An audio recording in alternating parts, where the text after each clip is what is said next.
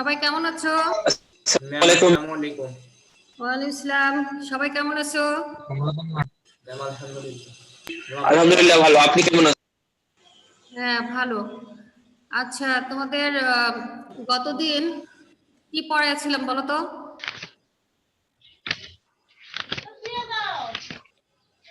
এই মিউট করো, হ্যাঁ, কথা শোনা যাচ্ছে না, মিউট করো। মিউট করো, অপূর্ব। তারপরে শারিন, সাকিবুল, মিউট করো। হাবিবা মিউট করো। আচ্ছা, আসসালামু আলাইকুম। ওয়ালাইকুম আসসালাম। গতদিন আমি দশম অধ্যায় অ্যাসিড আর ক্ষারক নিয়ে আলোচনা করেছিলাম। বাড়িতে কি একটু পড়াশোনা করেছো? কোথাও কোনো সমস্যা আছে? সমস্যা আছে কোথাও? আচ্ছা, আমি একটু ধরি তাহলে, আগে কিছু ধরে তারপরে আবার নতুন করে আলোচনা করছি। আচ্ছা, মনে আছে কি দেখি কয়েকটা তীব্র অ্যাসিড বা খনিজ অ্যাসিডের নাম বলো তো দেখি। Hydrochloric acid, sulphuric acid, phosphoric acid, মার্কোলিক acid, nitric acid, nitric acid, sulphuric acid, তাই না? এটা হচ্ছে খনিজ অ্যাসিড বা তীব্র অ্যাসিড। আচ্ছা, সালফিউরিক অ্যাসিডের একটা ব্যবহার বলো তো। সালফিউরিক অ্যাসিড আমাদের কি কাজে লাগে? শিল্প কারখানায় ব্যবহৃত হয়। কারখানায় ব্যবহৃত হয়। আচ্ছা, বিশ্বের যে দেশ বেশি উন্নত সে দেশ তত বেশি সালফিউরিক অ্যাসিড ব্যবহার করে, তাই না? যে দেশে সালফিউরিক অ্যাসিডের পরিমাণ বেশি সে দেশ ততটা শিল্প উন্নত। শিল্পে উন্নত, গুড। আচ্ছা, নাইট্রিক অ্যাসিডের ব্যবহার ইয়েটা বলো তো, ব্যবহার কি? নাইট্রিক অ্যাসিড কি কাজে লাগে? সোনার গহনা তৈরির। সোনার গহনা তৈরিতে ব্যবহৃত হয়। হ্যাঁ, সোনা গলাতে কোন অ্যাসিডটা লাগে? নাইট্রিক অ্যাসিড লাগে। এরপরে হাইড্রোক্লোরিক অ্যাসিড, এটা কি কাজ করে?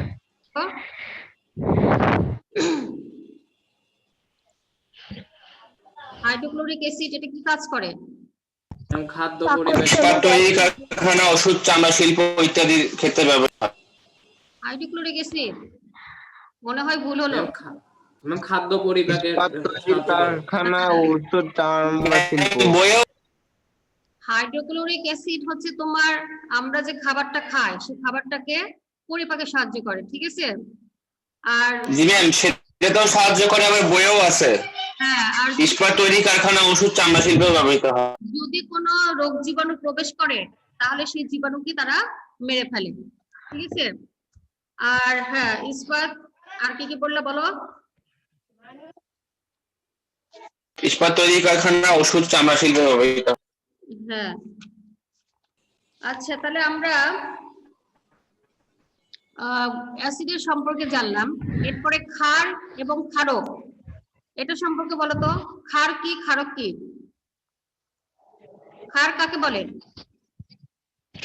ক্ষার হলো পানিতে দ্রবীভূত হয় এবং ক্ষারক পানিতে ক্ষারক পানিতে দ্রবীভূত হতেও পারে, নাও পারে, কিন্তু ক্ষার মাত্রই কি পানিতে দ্রবীভূত হবে, ঠিক আছে? দ্রবীভূত হয়। হ্যাঁ। আচ্ছা, কয়েকটা ক্ষার এবং ক্ষারকের নাম, কয়েকটা ক্ষারের নাম বলো তো, যেগুলো পানিতে দ্রবীভূত হবে, এইরকম কয়েকটা ক্ষারের নাম বলো। Sodium hydroxide, calcium oxide. Calcium oxide কিন্তু ক্ষারক, ভুল হলো। অ্যামোনিয়া। ক্যালসিয়াম হাইড্রোক্সাইড কিন্তু ক্ষার, ঠিক আছে? আর ক্যালসিয়াম অক্সাইড যেটা বললা সেটা কিন্তু ক্ষারক। তাহলে sodium hydroxide, calcium hydroxide, ammonium hydroxide, তাহলে এই সমস্ত এই তিনটা এরা মানে পানিতে দ্রবীভূত হবেই, এগুলো হচ্ছে ক্ষার। আর ক্ষারক কোনগুলো? ক্যালসিয়াম অক্সাইড, অ্যালুমিনিয়াম হাইড্রোক্সাইড, হ্যাঁ হ্যাঁ, অ্যামোনিয়াম হাইড্রোক্সাইড, এগুলো হচ্ছে ক্ষারক। কিন্তু তিনটা ক্ষারক আছে, এটা ব্যতিক্রম। আমি গতকাল লিখে দেখিয়েছিলাম তোমাদেরকে। অ্যালুমিনিয়াম হাইড্রোক্সাইড, ফেরিক হাইড্রোক্সাইড, তারপরে কপার হাইড্রোক্সাইড যেটা কিউপ্রাস হাইড্রোক্সাইড বলা হয়। তাহলে এরা হচ্ছে তোমার ম্যাগনেসিয়াম ক্ষারক ক্ষারক ক্ষারক ঠিক আছে। আমি দেখি তো কয়েকটা একটু দেখাই, ক্ষারক গুলো একটু দেখাই, দাঁড়াও।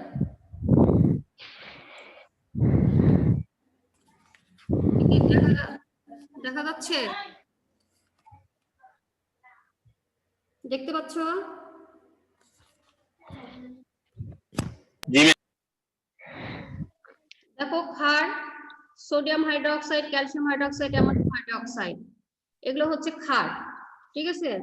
আর ক্ষারক হচ্ছে অ্যালুমিনিয়াম হাইড্রোক্সাইড, তারপরে দেখো iron hydroxide, copper hydroxide, calcium oxide, zinc oxide, এগুলো হচ্ছে ক্ষারক, ঠিক আছে। তাহলে ক্ষারক গুলো আমি এখানে আজকেও দেখালাম। এরপরে আসো নির্দেশক। এখন তোমাদের পড়তে হবে, এই অধ্যায়ে আছে নির্দেশক। নির্দেশকটা কি? তাহলে নির্দেশক হচ্ছে এমন একটি পদার্থ যা নিজেদের রং পরিবর্তনের মাধ্যমে কোনটা অ্যাসিড, কোনটা ক্ষার এবং কোনটা নিরপেক্ষ তা নির্দেশ করলে তাকে বলা হচ্ছে নির্দেশক। তাহলে নির্দেশক এরা কি করে? হ্যাঁ, এরা নিজেদের রং পরিবর্তন করে, রং পরিবর্তন করে কোনটা অ্যাসিড, তারপরে কোনটা ক্ষার, ঠিক আছে, এগুলো, তারপরে কোনটা নিরপেক্ষ, এটা নির্দেশ করে। তাহলে আমরা এখানে কিছু নির্দেশকের নাম জানবো। নির্দেশকের নাম যেমন লিটমাস কাগজ, লিটমাসের নাম শুনেছো? Litmus, yes ma'am. আচ্ছা, আমাদের যদি স্কুল খোলা থাকতো তাহলে আমি কিন্তু তোমাদের ক্লাসে লিটমাস কাগজটা দেখাতাম এবং সেটা অ্যাসিড এবং ক্ষারে কি কাজ করে সেটাও দেখাতাম, ঠিক আছে। তাহলে পরবর্তীতে আমরা সেটা দেখাই দিব। আচ্ছা, তাহলে লিটমাস কাগজ হচ্ছে তোমার এটা তৈরি করা হয় সাধারণ কাগজে লাইকেন নামক এক গাছ থেকে প্রাপ্ত রঙের সাহায্যে। এক ধরনের গাছ আছে লাইকেন নামক, সে গাছের প্রাপ্ত যে রংটা, ওই রঙের সাহায্যে তোমার একটা কাগজে এই লিটমাস কাগজটা তৈরি করা হয়। লিটমাস কাগজ কিন্তু একটা কাগজ, ঠিক আছে। এটা দেখতে সাধারণত লাল বর্ণের হয়, আর এই লাল বর্ণের লিটমাস কাগজকে তুমি যদি ক্ষারে ডুবাও তাহলে সেটা কিন্তু নীল বর্ণ ধারণ করবে। অবজেক্টিভে থাকতে পারে যে লিটমাস কাগজ তুমি যদি ক্ষারে দাও তাহলে ক্ষারে কি করে, সেটা নীল বর্ণ হয়ে যাবে। আর যদি দুই ধরনের লিটমাস কাগজ থাকে, একটা লাল একটা নীল, আর নীল বর্ণের লিটমাস কাগজের সাথে যদি কোনো অ্যাসিড যোগ করো তাহলে সেটা কিন্তু লাল বর্ণে পরিণত হবে। আচ্ছা, আমরা বাড়িতে কিন্তু অ্যাসিড এবং ক্ষারের ব্যবহার করতে পারি, তোমরা নিজেরাই বাড়িতে করে, অবশ্যই তোমাদের কাছে লিটমাস কাগজ নাই, আমরা বাড়িতে তোমার আমলকি এগুলো ব্যবহার করে ওর সাথে যদি নীল লিটমাসটা দেখাতাম, যে ওই লেবুর রসের সাথে যদি মানে নীল রঙের লিটমাসটা দেওয়া হতো তাহলে দেখা যেত সেটা লাল বর্ণ ধারণ করবে, কারণ লেবুর রস কি সাইট্রিক অ্যাসিড, তাই না? অ্যাসিডের ভিতরে যদি আমি নীল লিটমাসটা দিতাম তাহলে সেটা কি বর্ণ ধারণ করতো বলতো? হ্যাঁ, অ্যাসিডে নীল লিটমাস কি বর্ণ ধারণ করবে? লাল হবে, নীল লিটমাস লাল হয়ে যাবে। আর যদি ক্ষার, ক্ষার হিসেবে আমরা বাড়িতে কি ব্যবহার করতে পারি? ক্ষার হিসেবে আমরা বাড়িতে ব্যবহার করতে পারি তোমার সাবান আছে, হ্যাঁ সাবান ব্যবহার করতে পারি, চুনের পানি ব্যবহার করতে পারি, ঠিক আছে। এগুলোর ভিতরে যদি আমি লাল লিটমাসটা দিতাম তাহলে সেটা কিন্তু নীল বর্ণ হয়ে যেত। তোমরা দেখে কিন্তু মজা পাইতে অনেক, ঠিক আছে। প্র্যাকটিক্যালি দেখতে হবে, প্র্যাকটিক্যাল অবশ্যই দেখাবো, মনে করে দিও, ওটা ক্লাসে দেখাই দিব একদিন। আচ্ছা, আর হচ্ছে তাহলে নির্দেশক আমরা এখানে কয়েক ধরনের নির্দেশকের নাম জানবো। যেমন তোমার লিটমাস কাগজ, এটা একটা নির্দেশক। তারপরে ফেনপথ্যালিন, নাম শুনেছো কখনো? ফেনপথ্যালিন, ফেনপথ্যালিন, হ্যাঁ জি ম্যাম শুনেছি। এটা সাধারণত বর্ণহীন হয়। এরপর আরেকটা আছে মিথাইল অরেঞ্জ, এটা কমলা বর্ণের হয়। তারপরে মিথাইল রেড, হ্যাঁ। সাকিবুলের কি হলো, মন খারাপ নাকি? এই ধরনের ইমু ব্যবহার করছো কেন? তারপরে মিথাইল অরেঞ্জ, মিথাইল রেড, হ্যাঁ, এগুলো সাধারণত মিথাইল অরেঞ্জ এটা কমলা হয়ে থাকে, মিথাইল রেড এটা লাল হয়ে থাকে। তারপরে জবা ফুলের রস, জবা ফুলের রস তো জানো, জবা ফুলের রস দেখেছো কখনো? জবা ফুলের রস করে দেখেছো? ওটা সাধারণত কি ম্যাম হয়? সম্ভবত দেখি। আচ্ছা, তাহলে এইগুলো সবগুলোই কিন্তু নির্দেশক। তাহলে আমরা লিটমাস কাগজ, আমি নির্দেশকের কয়েকটা নাম বলছি আবার। লিটমাস কাগজ, ফেনোকথালিন, মিথাইল অরেঞ্জ, মিথাইল রেড, তারপরে জবা ফুলের রস, এগুলো সবগুলোই হচ্ছে নির্দেশক।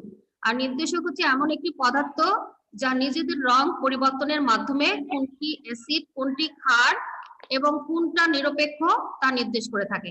ঠিক আছে, বোঝা গেল? আচ্ছা, এরপরে দেখো, আমি যদি অ্যাসিডের মধ্যে লিটমাস কাগজ দিই, অ্যাসিডে লিটমাস কাগজ দিলে সেটা কি বর্ণ হবে? একটু আগে বলেছি, বলো তো দেখি। লাল লাল হয়ে লাল হবে।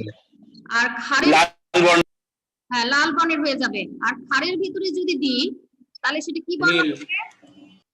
ক্ষারের ভিতরে লাল বর্ণ দিলে নীল হয়। হ্যাঁ, ক্ষারের ভিতরে যদি লিটমাস কাগজ লালটা দেওয়া হয় তাহলে সেটা কি হবে? নীল হয়ে যাবে। হ্যাঁ, গুড। এরপরে দেখো ফেনোকথালিন। ফেনোকথালিন তোমার অ্যাসিডের মধ্যে যদি দাও তাহলে এটা বর্ণহীন হবে, আর যদি ক্ষারের মধ্যে দাও তাহলে সেটা গোলাপি বর্ণ ধারণ করবে। এরপরে মিথাইল অরেঞ্জ, এটা যদি তুমি অ্যাসিডের মধ্যে দাও লাল হবে, আর যদি ক্ষারকের মধ্যে দাও তাহলে সেটা হলুদ হবে। আর জবা ফুলের রস অ্যাসিডে দিলে লাল হবে, ক্ষারকের মধ্যে দিলে নীল হবে। আমি তোমাদেরকে একটা চার্ট দেখাচ্ছি, তোমরা ইচ্ছে করলে দেখে লিখে নিতে পারো। ঠিক আছে, দেখো দেখা যাচ্ছে এখানে কতগুলো নির্দেশকের নাম কি আছে। অ্যাসিডের মধ্যে দিলে কি হবে? হবে। তাহলে এখানে অ্যাসিড এবং ক্ষার দ্রবণে বিভিন্ন নির্দেশকের বর্ণ, ঠিক আছে? যেমন নাম আমি একটু আগে বললাম, এটা অ্যাসিডে দিলে হবে লাল, ক্ষারের ভিতর দিলে হবে নীল, ফেনোকথালিন দিলে হবে বর্ণহীন, ক্ষারের মধ্যে দিলে হবে গোলাপি, তারপরে তোমার মিথাইল অরেঞ্জ, এটা অ্যাসিডে দিলে হবে লাল, ক্ষারকে দিলে হবে হলুদ, আর জবা ফুলের রস অ্যাসিডে দিলে হবে লাল, ক্ষারে দিলে হবে নীল। ঠিক আছে, ছকটা দেখতে পেরেছো সবাই? Yes ma'am. আচ্ছা, ইয়েস ম্যাম। আর একটু ভালোভাবে দেখাচ্ছি।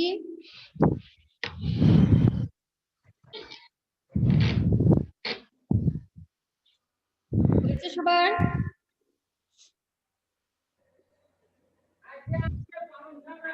জি ম্যাম, ছবি তুলে নিয়েছে।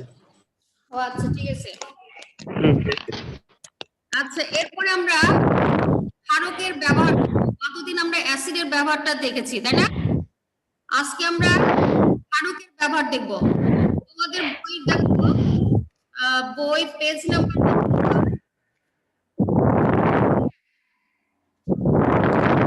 দিকে দেখো, ক্ষারকের ব্যবহার দেওয়া আছে 100 পেজ নাম্বার।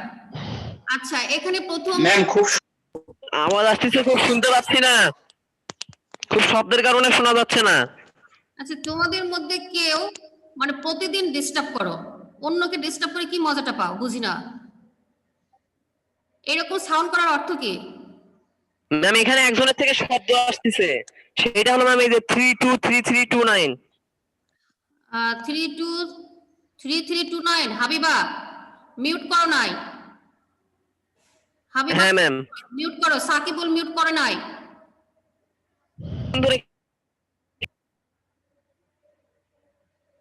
আচ্ছা, এরপরে দেখো ব্লিচিং পাউডার।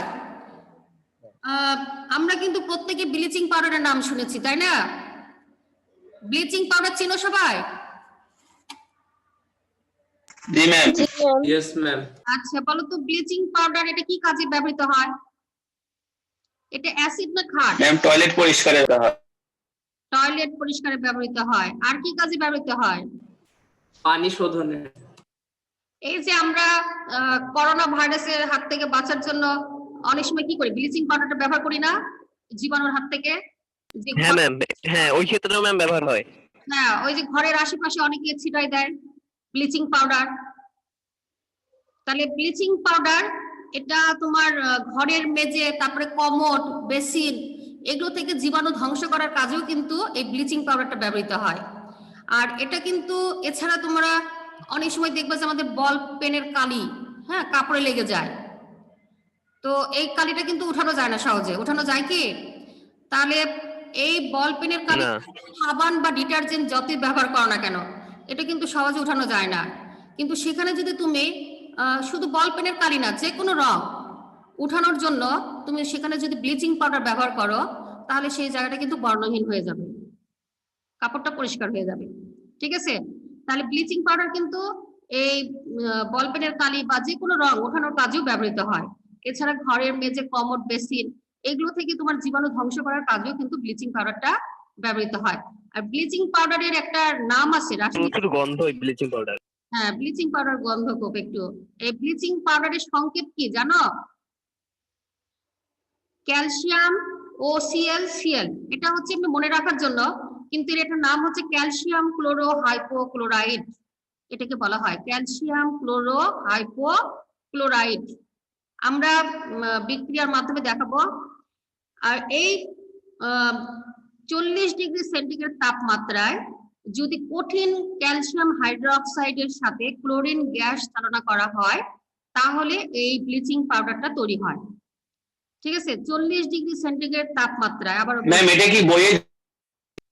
হ্যাঁ, এটা বই, তোমাদের বই দেয়া আছে তো।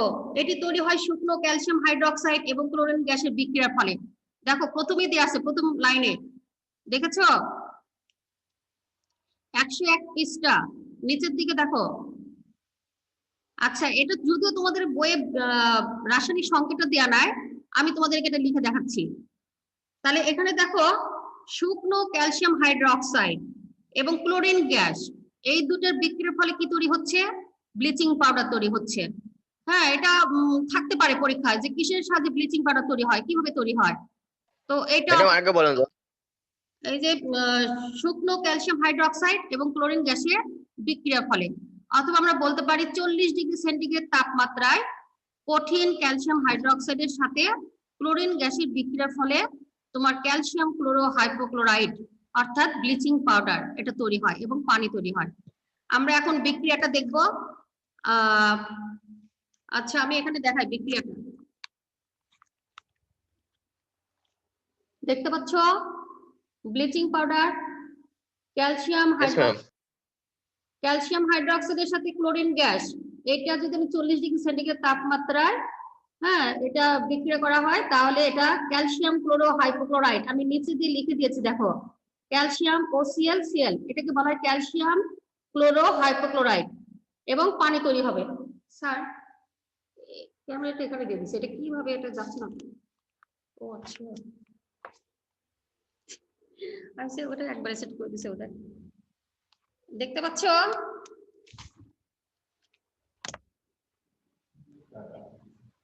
হালকা দেখাচ্ছে, ঝাপসা। তাহলে ক্যালসিয়াম হাইড্রোক্সাইডের সাথে ক্লোরিন, হ্যাঁ, এটা 40 ডিগ্রি সেন্টিগ্রেড তাপমাত্রায় এই কঠিন ক্যালসিয়াম হাইড্রোক্সাইডের সাথে যদি ক্লোরিন গ্যাস এটা বিক্রিয়া করা হয়, তাহলে তোমার ক্যালসিয়াম ক্লোরো হাইপোক্লোরাইড অর্থাৎ ব্লিচিং পাউডার তৈরি হবে এবং পানি তৈরি হবে। এটাই হচ্ছে ব্লিচিং পাউডারের সংকেত। ঠিক আছে? তাহলে এগুলো কিন্তু সবই ক্ষারকের ব্যবহার বলছি। তাহলে ব্লিচিং পাউডার এটাও একটা ক্ষারক।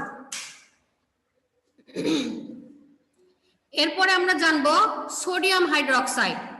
সোডিয়াম হাইড্রোক্সাইড এটা কি কাজে ব্যবহৃত হয়? টয়লেট ক্লিনার হিসেবে ব্যবহৃত হয় সোডিয়াম হাইড্রোক্সাইড। এরপরে অ্যামোনিয়াম হাইড্রোক্সাইড, এটা কাঁচ পরিষ্কারক হিসেবে ব্যবহৃত হয়। আমরা লাইম ওয়াটার কাকে বলে বলো তো? লাইম ওয়াটারটা কাকে বলে? লাইম ওয়াটারের সংকেত জানো? ক্যালসিয়াম হাইড্রোক্সাইডের পাতলা দ্রবণকে লাইম ওয়াটার বা, হ্যাঁ, ক্যালসিয়াম হাইড্রোক্সাইডের জলীয় দ্রবণ বা পাতলা যে দ্রবণটা, এই দ্রবণটাকে বলা হচ্ছে তোমার কি? চুনের পানি বা লাইম ওয়াটার। আর এই লাইম ওয়াটার কি কাজে ব্যবহৃত হয়? ঘর বাড়ি হোয়াইট ওয়াশ করার কাজে ব্যবহৃত হয়। এরপরে তোমাদের বই আরেকটা দেয়া আছে মিল্ক অফ লাইম, এটা হচ্ছে তোমার পানি এবং ক্যালসিয়াম হাইড্রোক্সাইডের তৈরি পেস্ট। এটাকে বলা হয় মিল্ক অফ লাইম। এটা কি কাজে ব্যবহৃত হয়? পোকামাকড় দমনে ব্যবহৃত হয়। পোকামাকড় দমন। হ্যাঁ, পোকামাকড় দমনে ব্যবহৃত হয়। এছাড়া তোমরা অ্যান্টাসিড ঔষধ তো আমার মনে হয় অনেকেই খেয়েছো, খাও না? কি কাজে এটা ব্যবহৃত হয়? জি ম্যাম। এটা কি কাজে ব্যবহৃত হয় বলো তো? গ্যাসের সমস্যা ম্যাম গ্যাস্ট্রিক প্রবলেম। অ্যাসিডিটির সমস্যা থাকবে, তাই না? অ্যাসিডিটি অথবা যদি পাকস্থলীতে অনেক সময় আলসার হয়ে থাকে, তাহলে এসব ক্ষেত্রে তোমার অ্যান্টাসিড ঔষধটা ব্যবহৃত হয়। বাজারে কিন্তু ট্যাবলেট এবং সাসপেনশন এই দুই আকারেই কিন্তু অ্যান্টাসিড ঔষধটা পাওয়া যায়, তাই না? তাহলে এই অ্যান্টাসিড ঔষধ এটাকে বলা হয় ম্যাগনেসিয়াম হাইড্রোক্সাইড। আমি দেখাচ্ছি, দেখো, ম্যাগনেসিয়াম হাইড্রোক্সাইড অ্যান্টাসিড ঔষধ। এর সাসপেনশন তোমার মিল্ক অফ ম্যাগনেসিয়া নামে পরিচিত। বাজারে যে সাসপেনশনটা পাওয়া যায়, হ্যাঁ ওই যে ও দেখাচ্ছে, দেখো, ঠিক আছে, সাকিবুল দেখাচ্ছে মিল্ক অফ, ওর গায়ে লেখা আছে দেখো ম্যাগনেসিয়াম হাইড্রোক্সাইড। তাহলে এটাই হচ্ছে মিল্ক অফ ম্যাগনেসিয়া অ্যান্টাসিড ঔষধ। পেয়েছো? হ্যাঁ, ওখানে লেখা থাকে ম্যাগনেসিয়াম হাইড্রোক্সাইড, এটা অ্যান্টাসিড ঔষধ। এটা হচ্ছে দেখো সাদা, হ্যাঁ, এটাকে বলা হচ্ছে মিল্ক অফ ম্যাগনেসিয়া। তাহলে অ্যান্টাসিড ঔষধ। আবার আরেকটা পাওয়া যায় অ্যালুমিনিয়াম হাইড্রোক্সাইডও ব্যবহার করা হয় অনেক সময়। ম্যাগনেসিয়াম হাইড্রোক্সাইডের পরিবর্তে অ্যালুমিনিয়াম হাইড্রোক্সাইডও ব্যবহার করা হয়, কিন্তু অ্যালুমিনিয়াম হাইড্রোক্সাইডটা কম ব্যবহৃত হয়, কারণ অ্যালুমিনিয়াম হাইড্রোক্সাইড অনেক সময় কোষ্ঠকাঠিন্য তৈরি করে। এর জন্য অ্যালুমিনিয়াম হাইড্রোক্সাইডটা কম ব্যবহৃত হয়। আর ম্যাগনেসিয়াম হাইড্রোক্সাইডটা এটাই অ্যান্টাসিড ঔষধ হিসেবে বেশি ব্যবহৃত হয়। ঠিক আছে? তাহলে আমি এখানে ক্ষারকের ব্যবহারগুলো তোমাদেরকে দেখো পয়েন্ট করে করে লিখে দেখালাম। তোমরা পরীক্ষার খাতায় ক্ষারকের ব্যবহারগুলো এভাবে যদি লিখতে পারো তাহলে ফুল মার্কস পাবে। ঠিক এমনই ভাবে অ্যাসিডের ব্যবহারগুলো তোমরা পয়েন্ট করে করে লেখার চেষ্টা করবা। আমি আরেকবার দেখাচ্ছি যে ক্যালসিয়াম হাইড্রোক্সাইডের সাথে ক্লোরিন গ্যাস, এটা বিক্রিয়ার ফলে 40 ডিগ্রি সেন্টিগ্রেড তাপমাত্রায় যদি এই কঠিন ক্যালসিয়াম হাইড্রোক্সাইডের সাথে ক্লোরিন গ্যাস বিক্রিয়া করা হয় তাহলে ব্লিচিং পাউডার অর্থাৎ ক্যালসিয়াম ক্লোরো হাইপোক্লোরাইড এটা তৈরি হবে এবং পানি তৈরি হবে। ঠিক আছে? তাহলে এইটা কি কাজে ব্যবহৃত হয়? বল পেনের কালি বা অন্য কোনো রং ওঠানোর জন্য। এছাড়া ঘরের মেঝে, তারপরে তোমার কমোড, বেসিন, এগুলো থেকে জীবাণু ধ্বংস করার কাজেও কিন্তু ব্লিচিং পাউডারটা ব্যবহার করা হয়। এরপরে সোডিয়াম হাইড্রোক্সাইড টয়লেট ক্লিনার হিসেবে, অ্যামোনিয়াম হাইড্রোক্সাইড তোমার কাঁচ পরিষ্কারক হিসেবে, ক্যালসিয়াম হাইড্রোক্সাইড চুনের পানি বা লাইম ওয়াটার যেটা বলি সেগুলো ঘর বাড়ি হোয়াইট ওয়াশ করার কাজে ব্যবহৃত হয়। এরপর মিল্ক অফ লাইম যেটা বলি আমরা, তাহলে ক্যালসিয়াম হাইড্রোক্সাইড এবং পানি এই দুইটার তৈরি যে পেস্ট এটাকে বলা হয় মিল্ক অফ লাইম। এটা পোকামাকড় দমনে ব্যবহৃত হয়। এরপরে যেটা বললাম লাস্ট অ্যান্টাসিড ঔষধ, এটা হচ্ছে তোমার ম্যাগনেসিয়াম হাইড্রোক্সাইড। এটা তোমার এর সাসপেনশনটা মিল্ক অফ ম্যাগনেসিয়াম নামে পরিচিত। এটা সাধারণত অ্যাসিডিটির ক্ষেত্রে এটা ব্যবহার করা হয়ে থাকে। তাহলে এভাবে ক্ষারকের ব্যবহারগুলো তোমরা পয়েন্ট করে করার চেষ্টা করবা। আর অ্যাসিডটাও ঠিক এভাবে পয়েন্ট করে অবশ্যই পড়বে যে অ্যাসিডের ব্যবহার পরীক্ষায় থাকে।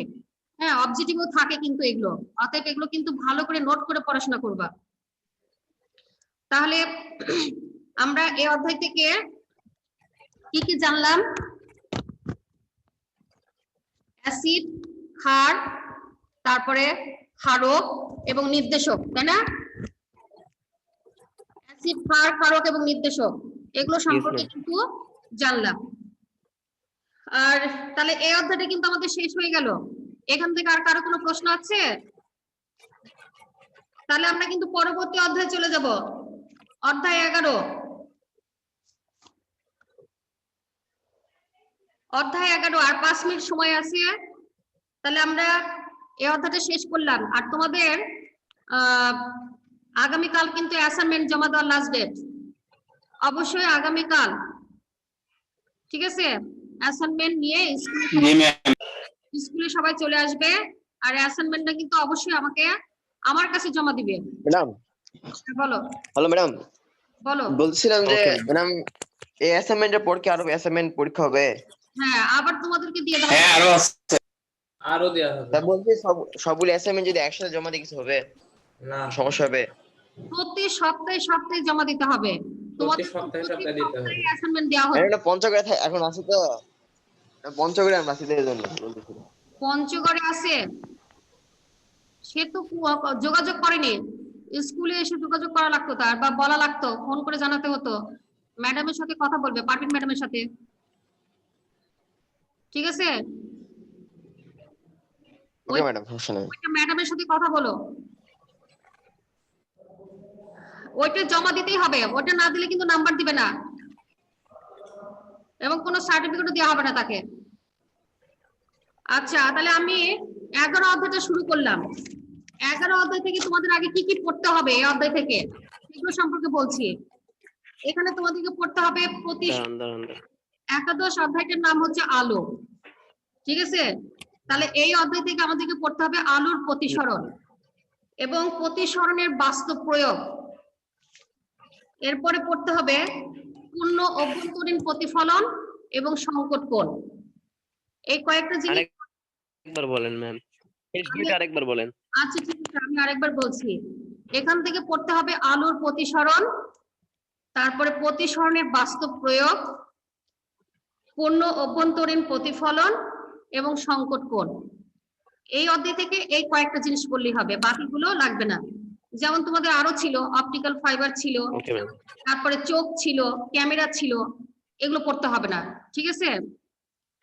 তাহলে শুধুমাত্র আলোর প্রতিসরণ, প্রতিসরণের বাস্তব প্রয়োগ, তারপরে তোমার পূর্ণ অভ্যন্তরীণ প্রতিফলন এবং সংকট কোণ, এই কয়টা পড়লেই হবে। আচ্ছা, আমাদের তো এখন সময় শেষ। আমি মনে হয় আগামী দিন ক্লাস থেকে শুরু করি, ঠিক আছে? সেটাই ভালো হবে। আর তাহলে আমাদের কিন্তু 10 অধ্যায় পর্যন্ত শেষ হয়ে গেল। এরপরে আছে 11, 12, 13, 14, এর মধ্যে কোনগুলো পড়তে হবে, কোনগুলো পড়তে হবে, কোনটা আছে পড়তে হবে, কোনটা পড়তে হবে না। তাহলে আগামী দিন ক্লাসে আমরা 11 অধ্যায়টা শুরু করব। তাহলে আজ এই পর্যন্তই থাক, আগামীকাল দেখা হবে সবার সাথে, ঠিক আছে? আসসালামু আলাইকুম। ম্যাম আসসালামু ওয়ালাইকুম আসসালাম। আসসালামু আলাইকুম। ওয়ালাইকুম আসসালাম।